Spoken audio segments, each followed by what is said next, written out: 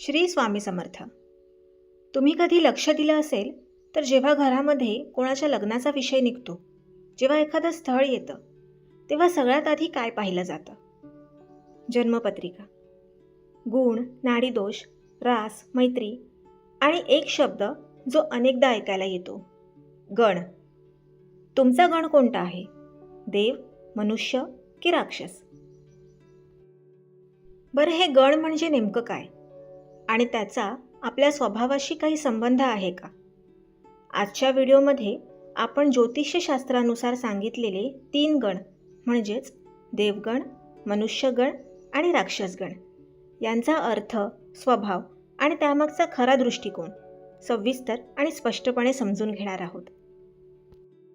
ज्योतिषशास्त्रानुसार प्रत्येक व्यक्तीच्या जन्मनक्षत्रावरून त्याचा गण ठरवला जातो. हे गण आपल्या वागण्यावर, विचारसरणीवर, निर्णय क्षमतेवर आणि नात्यांमध्ये आपण कसे वागतो यावर प्रभाव टाकतात असं मानलं जातं.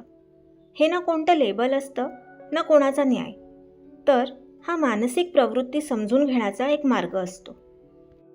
अश्विनी, मृगशिरा, पुनर्वसू, हस्त, स्वाती, अनुराधा, श्रवण आणि रेवती या नक्षत्रात जन्माला आलेले लोक देवगणात मोडतात. देवगण म्हणजे नावाप्रमाणेच सात्विक प्रवृत्ती. हे लोक मनाने कोमल, स्वभावाने शांत आणि भावनिक असतात. त्यांचे विचार नेहमी उच्च मूल्यांवर आधारित असतात. ते स्वतःपेक्षा इतरांचं भलं आधी पाहतात.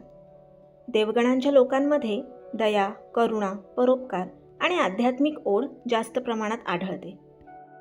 हे लोक नियम पाळणारे, शिस्तप्रिय आणि परंपरांना मान देणारे असतात.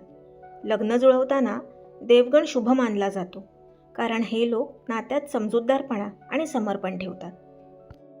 भरणी, रोहिणी, आर्द्रा, पूर्वा, उत्तरा फाल्गुनी, पूर्वा, उत्तरा आषाढा आणि पूर्वा, उत्तरा भाद्रपद या नक्षत्रात जन्माला आलेले लोक मनुष्यगणात येतात. मनुष्यगण म्हणजे समतोल. हे लोक अत्यंत व्यावहारिक, मेहनती आणि जबाबदारीने वागणारे असतात. ते स्वप्नाळू कमी आणि कर्मांवर विश्वास ठेवणारे जास्त असतात.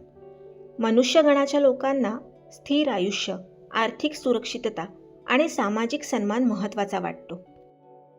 हे लोक मेहनतीने पैसा कमावतात, हळूहळू पण स्थिर प्रगती करतात आणि आयुष्यात संतुलन राखतात. म्हणूनच ज्योतिषशास्त्रात सांगितलं जातं की मनुष्यगण देवगण आणि राक्षसगण दोन्ही गणांशी जुळवून घेऊ शकतो. आता येऊया त्या गणाकडे ज्याचं नाव ऐकताच लोकांच्या मनात भीती निर्माण होते. राक्षसगण. मघा, चित्रा, धनिष्ठा, शतभिषा, ज्येष्ठा या नक्षत्रात जन्माला आलेले लोक राक्षसगणात मोडतात. पण आधीच एक गोष्ट स्पष्ट करूया.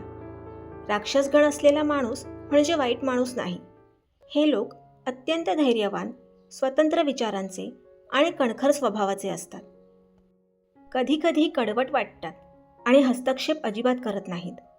हो, त्यांच्यात राग जास्त असू शकतो, पण जर योग्य दिशा मिळाली तर हेच लोक नेते, रक्षक आणि संघर्षातून मार्ग काढणारे योद्धे ठरतात. म्हणून राक्षसगण असणं घाबरण्याचं कारण नाही, ते समजून घेण्याचं कारण आहे. देवगण, मनुष्यगण आणि राक्षसगण हे तिन्ही गण ज्योतिषशास्त्रानुसार मानसिक प्रवृत्ती समजावण्यासाठी दिलेले आहेत. ही कोणतीही अंधश्रद्धा नाही, ना कोणाला चांगलं वाईट ठरवण्याचा अधिकार. ही माहिती ज्योतिषीय मान्यतेनुसार दिलेली आहे. ज्यांचा जसा विश्वास आहे त्यांनी तशी ही माहिती स्वतःच्या विवेकाने स्वीकारावी. शेवटी काय असतं, माणूस घडतो तो त्याच्या विचारांनी, कर्मांनी आणि निर्णयांनी, फक्त गणांनी नाही. श्री स्वामी समर्थ.